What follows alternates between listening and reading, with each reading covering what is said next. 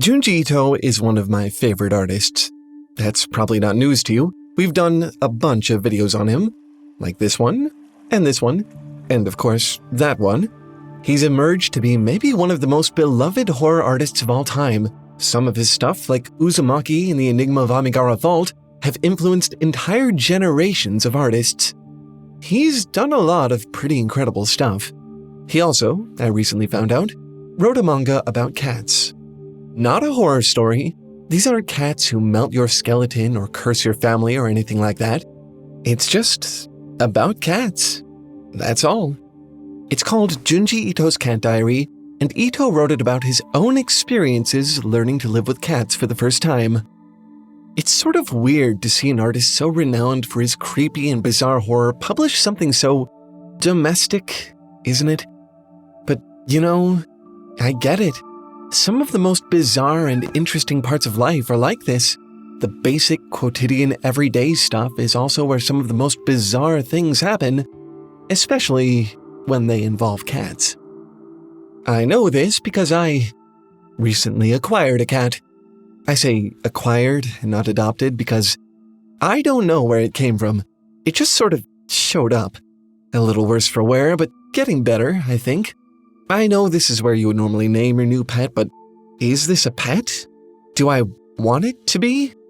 Who knows how long it will even be here before it decides to wander off to some other place. And, not to be rude, but it's an animal, right? Naming it might be a pleasant thing to do, but it's hard to imagine it even has the capacity to care about things like that. So far I'm really just not sure what to think of this fuzzy little living thing wandering around in my space. But that's part of why I'm interested in this book. It turns out, Junji Ito wasn't really a fan of cats either before he got one. It might be a little surreal and pretty weird, but who knows? Maybe reading this will help. Maybe one of my favorite artists can help articulate some of what I'm experiencing right now. Maybe he has the language, or the visuals, to properly describe all this.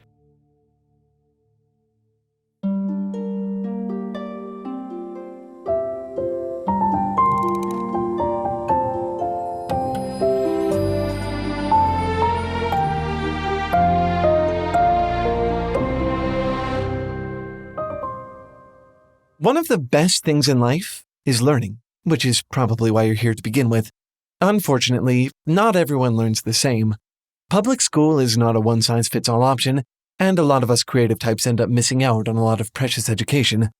Fortunately, there is a shockingly easy, fun, and highly personalized way to get an education right from home.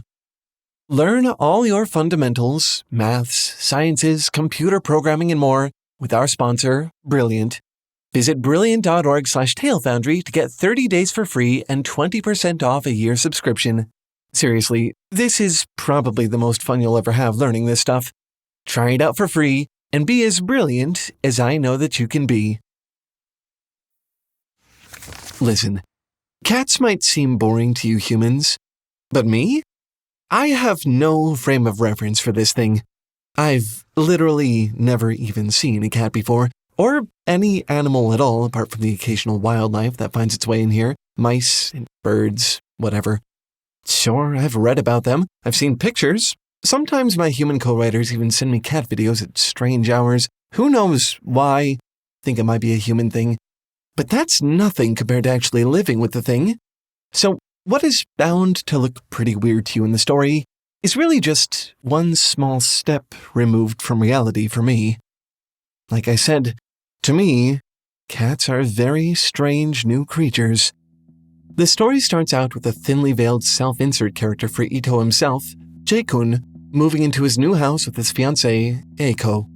They're living together for the first time, which means for the first time, J-kun is going to be living with her cat, Yon. J-kun has never been a fan of cats and is especially wary of Yon in particular, who he refers to as the cat with the accursed face.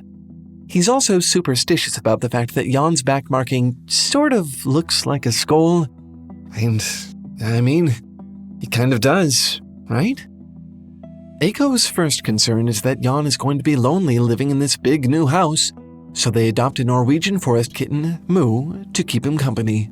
And while J-kun is still unsure of how to interact with Yon, he falls instantly for Mu. This is how he depicts his reaction. And that's sort of what drew me to this book. Junji Ito might be writing about something simple and wholesome, but he illustrates it exactly the same as the horror manga that made him famous, which is, quite frankly, a pretty hilarious thing to do. He draws his beloved fiancée/wife without pupils, something which, according to the short interviews sprinkled throughout the book, she was not terribly happy about. And honestly, how can you blame her?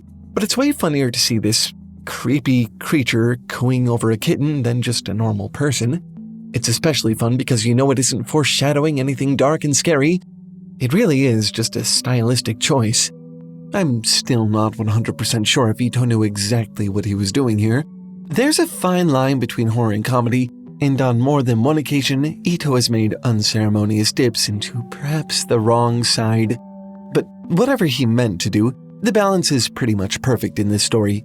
Out of context, the visuals are strikingly weird to look at. In context, I mean, look at this.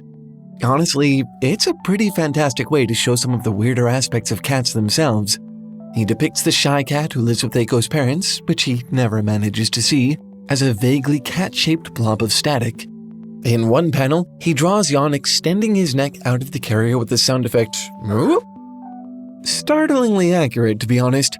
I've seen the cat here, my cat, I guess, do the same thing. Why does it do that? What is that for? I'm not sure I'll ever know the answer. One day soon, after Mu arrives, J-kun walks into a room to find Eiko cradling Yon, who's suckling her finger. He's a big cat, but it turns out he's only a year old, just a kitten himself, really. As J-kun watches, he realizes that Yon's face isn't cursed. It's just weird. In fact, it's kind of cute.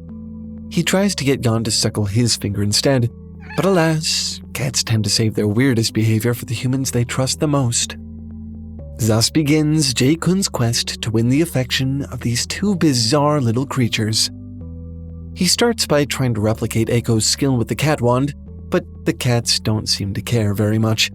Turns out you need practice to move those things in just the right way to catch a cat's attention. He tries to lure them into his bed with a huge pile of cat treats, which works, but only briefly. The cats leave as soon as they're done eating. Later that night, he reaches over and is delighted to find that Mu has slipped back onto the bed with him. Except he hasn't. It's just a vaguely cat-shaped fold in the blanket. He mistakes things for the cats, and cats for other things, quite a lot, which I found oddly relatable. It's gotten to the point where whenever I catch a glimpse of any shadow or shape out of the corner of my eye, I just assume it's the cat. I'm only right about half the time, which I find a little troubling. I also have to be pretty careful when I move around now. The Taleoids know better than to play my track system, but the cat doesn't, and I don't want to accidentally...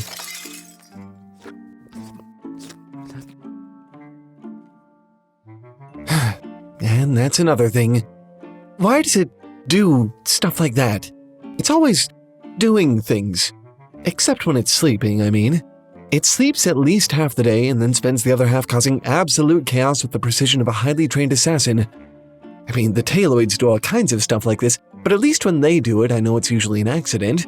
They don't always know what they're doing, bless their empty little heads. That cat, though? Look at it. Look at those eyes. Pure, intentional malice. Why? As Yon gets more comfortable in his new house, he becomes a bit of a troublemaker himself. At one point, he escapes from the house and ends up trapped in the wall of a nearby business, needing to be cut out with a saw. After that, they have to install special locks on the windows to keep him from prying them open and getting himself killed. For his part, Mu is generally laid back and well-behaved, but he does sometimes bite out of nowhere. Our cat here tried that once on me, and I'm mostly made of metal. I don't think he'll be trying that again. I don't know what I did to deserve it, wasn't even trying to touch it, but I guess that solves that problem. The cat, I will say, has brought a lot of chaos into my life, and I'm generally not much of a fan of chaos. But it does make things more interesting. Can't really deny that. As the months pass, the cats grow used to J-kun's presence and begin to trust him. Mu sits on his lap, A win. When J-kun is away one time, Eiko sends him a picture of Mu curled up on his dirty clothes in the closet, missing him. When it comes time to get Mu neutered, he has a bad reaction to the anesthesia and needs to spend an extra night in the hospital. Don't worry, he was fine. But on the drive back from the hospital without him, worrying, J-kun can't help but reflect on how much he loves Mu, and tears up. It's quite a change from the man who, at the beginning of the manga, claimed to be more of a hamster person than a cat person. As for Yon, one stressful, sleepless night, he finally suckles from J-kun's finger. This winds up being extremely poignant because we learn in an addendum at the end of the manga that Yon passed away not long after the book was published. He had always been a sickly cat and had recently had a downturn. In her letter talking about what happened, Ayako, Junji Ito's wife and Eiko's real-life counterpart, says that she had never seen Junji cry like that before. The story of Yon, the cat with the cursed face, who liked to pry open windows and suckle pinky fingers, was over. It wasn't a particularly striking story. There are millions of cats just like him throughout the world, and not one of them has ever done anything important. But, maybe stories like Yon the Cat's are what life is made of. Maybe you don't have to do anything particular to be worthy of being loved. Maybe just being alive and touching the lives of others makes you lovable, like Yon the cat. I used to wonder what humans saw in small animals. Why keep a pet? They're dirty and complicated and bring all kinds of chaos into your life. But now, I think I kind of get it. Not because of this manga, although it did help me realize that these are all normal feelings and in fact precious, but because of this little creature in front of me. This thing that doesn't even have a purpose. It's not functional or useful. It's not even art. It just exists, and it's weird and confusing, but it chose to wander in here of all places and grace my existence with its own. And you know what? Even though I don't fully understand it, that's precious to me. Maybe I should find a name for you, huh? The small moments are what life is made of. It can be hard to remember that, especially in today's fast-paced corporate world. Not everyone has the time to follow their dreams. I'm sure a lot of you only have precious little slivers of free time. If that's the case, how are you ever expected to get a leg up in this world? How can you get an actual education if you barely have time to scratch the back of your own head? Well, I may just have a solution for you. Our sponsor, Brilliant.org, can make all of that far more affordable and far more fun than it's ever been before. Brilliant has really been helping me broaden my horizons. I can always go to the site, click into a course, pick up where I left off, and take in a bite-sized piece of the fundamentals I've been missing. Whether it's math, science, physics, anything and everything STEM, Brilliant has something for you. For me, it was Brilliant's Thinking in Code course. I really feel like it just opened up a whole new world to me that I had almost no idea was there before. Slowly but surely, as I educate myself in this way, the AI revolution isn't looking quite so intimidating anymore. And honestly, it doesn't even really feel like studying. A lot of what you do on Brilliant might be better classified as mini-games. Look how interactive and fun these are. This one even has robots. Because Brilliant is so simple, moves at your pace, and starts with the very fundamentals, this is actually something that's really sticking for me, which is saying a lot because I usually just read fiction. It's almost like having a personal tutor or coach, a legitimate, accessible, affordable, easy education, even for someone like me with my head in the clouds. And the best part? You can start for free. Visit brilliant.org/TaleFoundry or click the link in the description to get your first 30 days for free. And if you like what you see and you want to sign up, Tale Foundry fans get 20% off. Just make sure to use our link. Again, visit brilliant.org/TaleFoundry to get your first 30 days for free and 20% off a year subscription. Don't let something as simple as a lack of education hold you back. Try this out for free and be as brilliant as I know you can be. Anyway, that's all for this one. Thanks for watching and keep making stuff up. I'll see you next week. Bye!